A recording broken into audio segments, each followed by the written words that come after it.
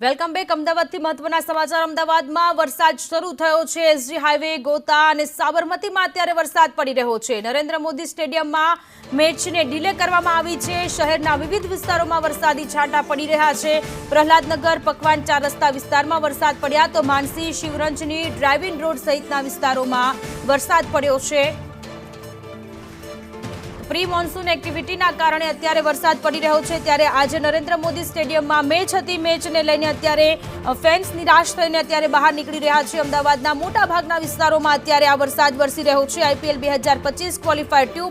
Mumbai Indians અને Punjab Kings વચ્ચે આજે મેચ અમદાવાદના નરેન્દ્ર મોદી સ્ટેડિયમમાં ભારે પવન સાથે વરસાદના કારણે મેચ રોકવામાં આવી છે